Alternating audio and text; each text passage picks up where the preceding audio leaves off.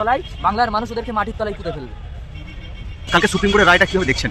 অতিরিক্ত আমরা তো চাইছি করে আমরা যে ডেপুটেশন দিয়ে এসেছিলাম সেখানে এই ধরনের অনেক কথা বলেছি। আমরা তো বলেছি বুথ ভিত্তিক শুনানি কেন্দ্র করা হোক, কারণ যেভাবে শুনানি কেন্দ্র হচ্ছে হিয়ারিংয়ে ওখানে অব্যবস্থা আছে, পর্যাপ্ত পরিমাণে পানীয় জলের ব্যবস্থা নেই, টয়লেট এবং মানুষের বসার কোনো জায়গা নেই।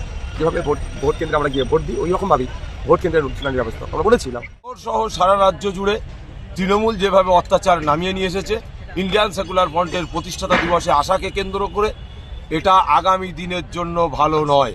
বিশেষ করে ভাঙড়ে এতগুলো থানা আছে, এতগুলো পুলিশ অফিসার আছে, এতগুলো সরকারের ট্যাক্সের টাকায় মাইনে নিয়ে তাদের বউদের শাড়ি চুড়ি কেনার পয়সা হচ্ছে। অতএব সেই মানুষগুলো সংবিধানকে প্রাধান্য দিচ্ছে না। আমরা মনে করি ভাঙড়ে ওগুলো থানা নয়, ওগুলো টিএমসির পার্টি অফিস তৈরি হচ্ছে।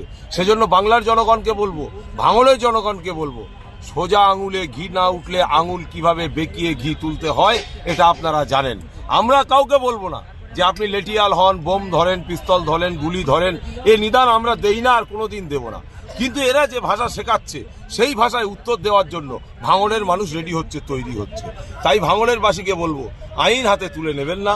ইন্ডিয়ান সেকুলার ফ্রন্টের প্রতিষ্ঠাতা দিবস, সেই প্রতিষ্ঠাতা দিবসে সফল করার জন্য আপনারা কাঁধে কাঁধ মিলিয়ে সকাল সকাল শহীদ মিনার ময়দানে এসে উপস্থিত হবেন, এটা আমরা আশা করছি।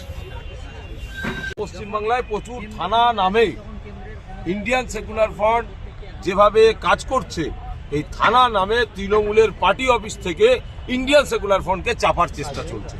আমরা মনে করি ওগুলো থানা নয়, ওগুলো টিএমসির পার্টি অফিস।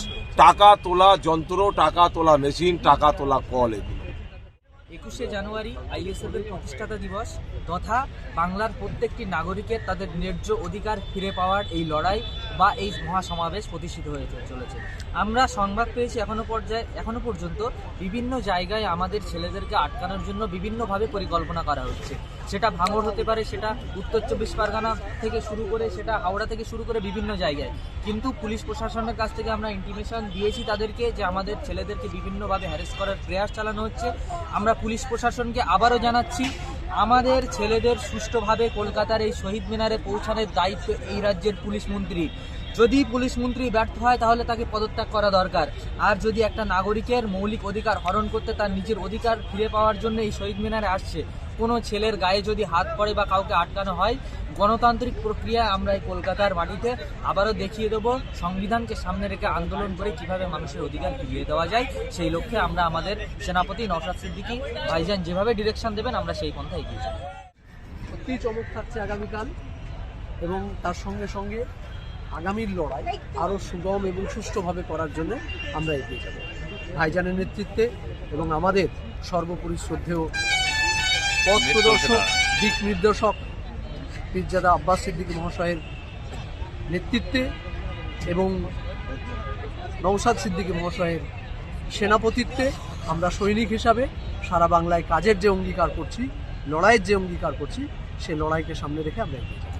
আর একটা জিনিস সব ভাইয়েরা কমেন্ট করছে যে যারা বাইক নিয়ে আসবে তাদের বাইক রাখার জন্য এটা একটুখানি বলে দিতে। পার্কিং এর জন্য একটু দূরে ইডেন গার্ডেনের পাশে যে জায়গাটা আছে সামনের দিকটায়, অর্থাৎ মোহনবাগান স্পোর্টিং ক্লাব এবং মোহামেডান স্পোর্টিং ক্লাব, মোহনবাগান এবং ইস্ট বেঙ্গলের যে স্পোর্টিং ক্লাবের যে মাঠগুলো রয়েছে সেই মাঠের পাশে এবং একাধিক জায়গায় কলকাতার আশেপাশে যে সমস্ত জায়গায় কালকে আমরা প্রশাসনের সঙ্গে কথা বলেছি, প্রশাসন আমাদের সঙ্গে কোঅপারেট করবে।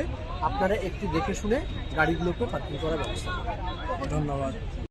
সাম্প্রদায়িক দল ওরা নিমিষে মাটির তলায়, বাংলার মানুষ ওদেরকে মাটির তলায় পুঁতে ফেলবে।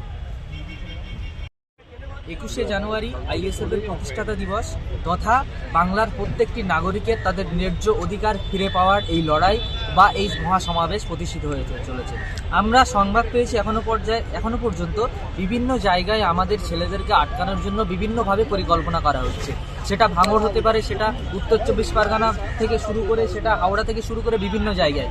কিন্তু পুলিশ প্রশাসনের কাছ থেকে আমরা ইন্টিমেশন দিয়েছি তাদেরকে যে আমাদের ছেলেদেরকে বিভিন্নভাবে হ্যারাস করার প্রয়াস চালানো হচ্ছে। আমরা পুলিশ প্রশাসনকে আবারও জানাচ্ছি, আমাদের ছেলেদের সুষ্ঠুভাবে কলকাতার এই শহীদ মিনারে পৌঁছানোর দায়িত্ব এই রাজ্যের পুলিশ মন্ত্রী। যদি পুলিশ মন্ত্রী ব্যর্থ হয় তাহলে তাকে পদত্যাগ করা দরকার। আর যদি একটা নাগরিকের মৌলিক অধিকার হরণ করতে, তার নিজের অধিকার ফিরে পাওয়ার জন্য এই শহীদ মিনারে আসছে, কোনো ছেলের গায়ে যদি হাত পড়ে বা কাউকে আটকানো হয়, গণতান্ত্রিক প্রক্রিয়ায় আমরা এই কলকাতার মাটিতে আবারও দেখিয়ে দেবো সংবিধানকে সামনে রেখে আন্দোলন করে কিভাবে মানুষের অধিকার ফিরিয়ে দেওয়া যায়। সেই লক্ষ্যে আমরা আমাদের সেনাপতি নওশাদ সিদ্দিকী ভাইজান যেভাবে ডিরেকশন দেবেন আমরা সেই পন্থা এগিয়ে যাব।